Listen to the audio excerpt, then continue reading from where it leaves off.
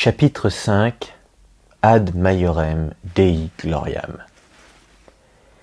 Le réputé collège de Clermont, qui devint par la suite lycée Louis-le-Grand, n'avait vraiment rien de commun avec l'école paroissiale. Il était dirigé par les membres de la puissante Compagnie de Jésus et les pères jésuites y avaient instauré un ordre prestigieux pour la plus grande gloire de Dieu. Et il faut avouer que tout ce qu'il faisait était bien fait. Le collège, dirigé par un recteur, le père Jacques Dinet, comptait jusqu'à 2000 enfants et jeunes gens sur lesquels 300 étaient inscrits tandis que les autres allaient et venaient librement. La Compagnie de Jésus dispensait son enseignement à l'élite de la France. Les pères professeurs donnaient aux élèves de Clermont des leçons d'histoire, de littérature ancienne, de droit, de physique et chimie, de théologie et de philosophie, et leur enseignaient le grec. Quant au latin, inutile d'en parler.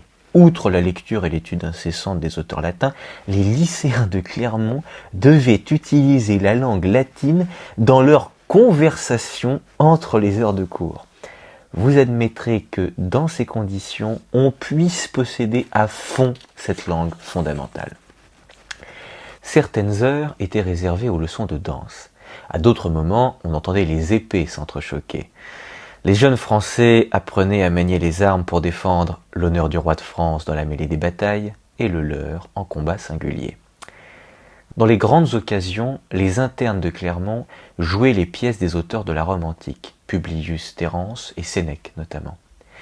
Voilà l'établissement où Louis Cresset avait fait entrer son petit-fils.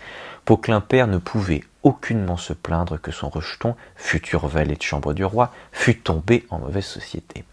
On trouvait parmi les élèves du collège une grande quantité de noms illustres. Les meilleures familles de la noblesse envoyaient leurs fils à Clermont. À l'époque où Poquelin suivait en qualité d'externe l'enseignement du collège, celui-ci comptait parmi ses élèves 3 princes, dont l'un n'était autre qu'Armand de Bourbon, prince de Conti, frère germain d'un autre Bourbon, Louis de Condé, duc d'Enghien, qui reçut par la suite le surnom de Grand Condé. En d'autres termes, Jean-Baptiste avait pour condisciple une personne de sang royal. Cela suffit à montrer la qualité de l'éducation que dispensait le collège de Clermont. Il convient de noter que les jeunes gens de sang bleu ne se mélangeaient pas aux fils de riches bourgeois, dont faisait partie Jean-Baptiste. Les princes et les marquis étaient des pensionnaires qui possédaient leurs domestiques, leurs maîtres, des heures de cours particulières et des salles réservées. Il faut ajouter que le prince de Conti, qui jouera par la suite un rôle important dans la vie agitée de mon héros, avait 7 ans de moins que lui, était entré au collège alors qu'il était encore tout enfant et ne rencontra naturellement jamais Jean-Baptiste. Donc le jeune Poquelin se plongea dans l'étude de Platon, Terence et Lucrèce. Conformément au règlement, il se laissa pousser les cheveux jusqu'aux épaules et usa ses larges culottes sur les bancs de la classe en farcissant sa tête de latin. La boutique du tapissier se perdit dans le brouillard. Notre héros était entré dans un autre monde. Poquelin père marmonnait. « Ah, c'est le destin qu'il a voulu. Enfin, on n'y peut rien, je transmettrai l'affaire au deuxième fils. Ah, celui-là deviendra peut-être avocat ou notaire ou Dieu sait quoi. » Vous croyez peut-être que l'écolier Baptiste perdit sa passion d'enfant pour le théâtre. Hélas, il n'en fut rien. Dès qu'il avait un moment de liberté, il s'arrachait aux griffes du latin pour aller comme auparavant au Pont-Neuf ou dans les théâtres. Seul le grand-père avait été remplacé par la compagnie de quelques camarades d'études. Et au cours de ces années de collège, Baptiste put se familiariser plus amplement avec le répertoire de l'Hôtel de Bourgogne et du Marais. Il vit les pièces de Pierre Corneille, La Veuve, la Place Royale, la Galerie du Palais et le fameux Cide, qui apporta à son auteur une gloire retentissante et l'envie de ses confrères de plume. Mais ce n'est pas tout. Vers la fin de ses études au lycée, Jean-Baptiste apprit à dépasser le parterre et les loges du théâtre et à pénétrer dans les coulisses, ce qui lui valut de faire une des plus importantes rencontres de sa vie. Il rencontra une femme. Elle s'appelait Madeleine Béjart et était actrice. Elle avait un temps travaillé au théâtre du Marais. Madeleine était rousse, avenante et avait de la vie générale beaucoup de talent. Ardente admiratrice du dramaturge Rotrou, Elle était intelligente, avait un goût sûr et se signalait à l'attention par sa culture littéraire et le fait qu'elle écrivait des vers. Il n'y a donc rien d'étonnant à ce que l'envoûtante actrice parisienne ait totalement subjugué le jeune élève de Clermont, qui était de 4 ans son cadet. L'intéressant est que Madeleine paya Jean-Baptiste de retour. Les études au collège durèrent 5 ans et furent couronnées en quelque sorte, par l'étude de la philosophie. Durant ces 5 années, Jean-Baptiste étudia consciencieusement et trouva le temps de courir les théâtres. Mon héros devint-il un homme instruit dans ce collège ? Je ne crois pas qu'aucun établissement d'enseignement puisse former un homme instruit. Mais il n'en reste pas moins qu'un enseignement bien conçu permet à quelqu'un de devenir un homme discipliné et d'acquérir des habitudes qui lui seront utiles dans le futur, quand il aura à s'instruire par lui-même. Oui, au collège de Clermont, Jean-Baptiste apprit la discipline, apprit à respecter les sciences dont on lui avait montré le chemin. Quand il quitta le lycée, il n'y avait plus rien en lui du méli-mélo de l'école paroissiale. Son esprit avait été, comme disait Méphistophélès, lassé dans des brodequins espagnols. Au cours de ses études à Clermont, Poquelin se lia d'amitié avec un certain Chapelle, fils illégitime d'un richissime financier nommé l'Huillier, et se mit à fréquenter sa maison. L'année où nos Clermontois achevaient leur dernière année de collège, on vit paraître dans la maison de l'Huillier, et s'y installer en qualité d'hôte privilégié, un homme très remarquable. Il s'appelait Pierre Gassendi. Le professeur Gassendi, en provençal, avait une solide culture. Il avait accumulé des connaissances qui auraient suffi à une dizaine d'hommes. Gassendi était professeur de rhétorique, excellent historien, au fait de la philosophie, de la physique et de la mathématique. Le volume de ses connaissances dans le seul domaine de la mathématique était si considérable qu'on lui avait proposé, pour ne citer qu'un exemple, une chaire au Collège royal. Mais, répétons-le, le bagage de Pierre Gassendi ne se limitait pas à la mathématique. Homme à l'esprit inquiet et aiguisé, il avait inauguré sa carrière par la lecture du célèbre philosophe péripatéticien de l'Antiquité, Aristote, et l'avait étudié à fond, et, la chose faite, s'était mis à le haïr tout aussi à fond. Puis, dès qu'il eut fait la connaissance de la grande hérésie du Polonais Nicolas Copernic, qui proclama à la face du monde que les anciens s'étaient trompés en assurant que la Terre est le centre immobile de l'univers, Pierre Gassendi aima Copernic de toute son âme.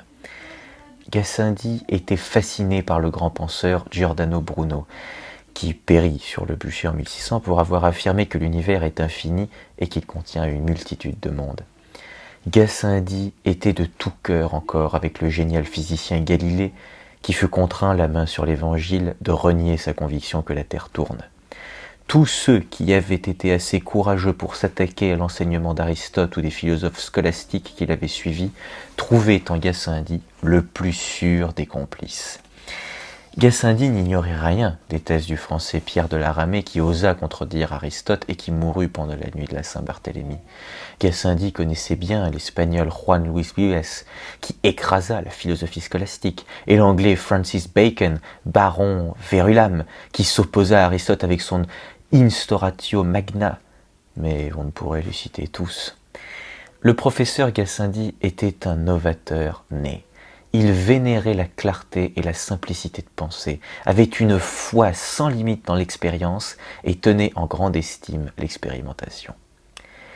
Et tout ceci reposait sur le socle de granit de son éducation philosophique personnelle.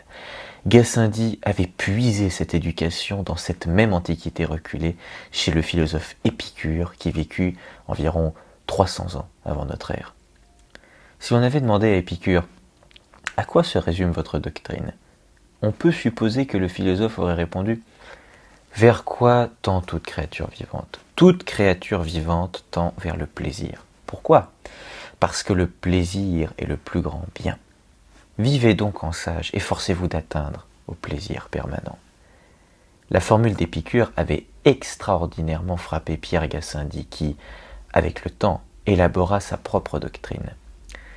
La seule chose innée chez l'homme, disait-il à ses élèves en pinçant sa barbichette érudite, c'est l'amour de soi. Et le bonheur est le but de la vie de tout homme. Et quels sont les éléments du bonheur ? Les yeux du philosophe étincelaient. 2, messieurs, et 2 seulement. Une âme en paix et un corps sain.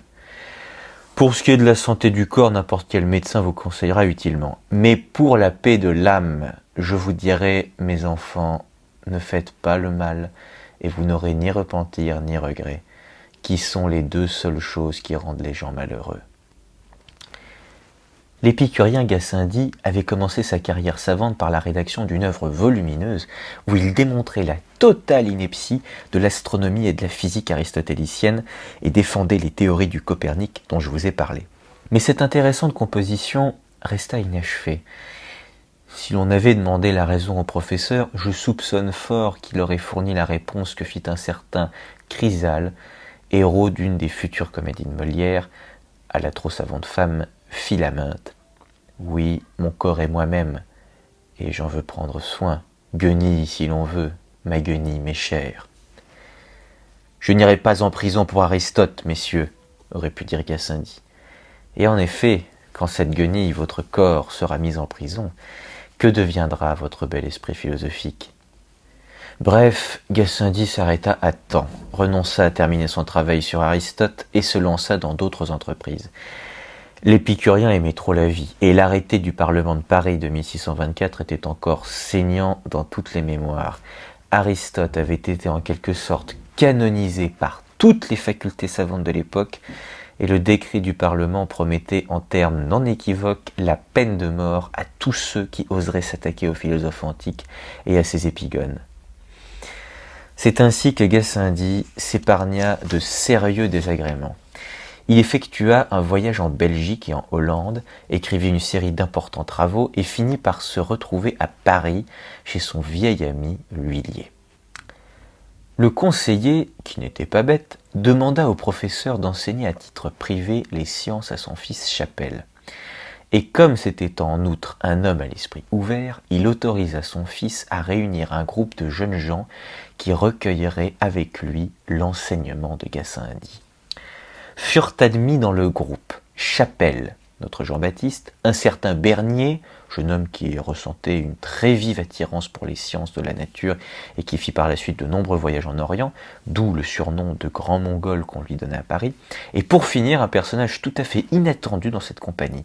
Plus âgé que les autres, celui-ci ne sortait pas du collège de Clermont, mais était un officier de la garde récemment blessé à la guerre, ivrogne, prêteur, hâbleur, don Juan, dramaturge débutant et non sans talent. Alors qu'il suivait le cours de rhétorique du collège de Beauvais, il avait écrit une pièce intéressante, Le Pédant joué, dans laquelle il mettait en scène son directeur, Jean Grangier. Il s'appelait Cyrano de Bergerac. Toute cette compagnie assemblée dans le somptueux appartement de l'huilier buvait donc avec avidité les discours enflammés de Gassendi. Voilà où mon héros a perfectionné son apprentissage. Chez ce Provençal, au visage raviné par les passions. De lui, Jean-Baptiste reçut en héritage la philosophie triomphante d'Épicure et bon nombre de connaissances sérieuses sur les sciences de la nature. À la lumière envoûtante des bougies de cire, Gassendi lui insuffla l'amour du raisonnement clair et précis, la haine de la scolastique, le respect de l'expérience, le mépris du toc et du clinquant. Le moment vint enfin où le collège de Clermont et les leçons de Gassendi eurent une fin. Mon héros devint adulte. « Va à Orléans, dit Poquelin père au Clermontois achevé, et passe l'examen de la faculté de droit. Obtiens ta licence, et aie la bonté de ne pas échouer, car j'ai dépensé pas mal d'argent pour toi. » Et Jean-Baptiste partit pour Orléans afin de décrocher un diplôme de droit. Je ne sais pas au juste combien de temps il passa dans cette ville et à quelle époque précise. Ce fut apparemment au début de l'année 1641. L'un des innombrables détracteurs de mon héros a soutenu, bien des années après, qu'à Orléans, n'importe quel bourrique pouvait obtenir son diplôme à condition que cette bourrique ait de l'argent. Mais ce n'est pas vrai. Une bourrique ne peut pas décrocher de diplôme, et mon héros n'a rien d'une bourrique. Il est vrai Certains jeunes gens heureux de vivre qui allèrent passer leur examen à Orléans ont raconté qu'ils étaient arrivés sur le soir à l'université, qu'ils avaient réveillé les professeurs, que ceux-ci avaient, en bâillant, enfilé leur toque magistrale par-dessus leur bonnet de nuit graisseux et les avaient sur le champ examinés et gradués. Mais il est très possible que les jeunes gens aient menti. Quoi qu'il ait pu se passer à Orléans, on sait de manière sûre que Jean-Baptiste eut sa licence de droit.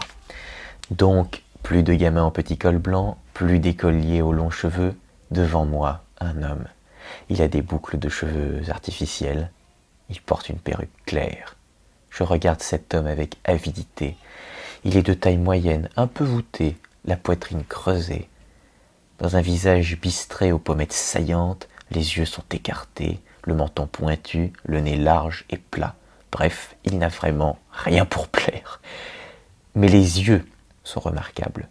Je lis en eux un étrange, perpétuel sourire sarcastique et en même temps un éternel étonnement devant le monde qui l'entoure.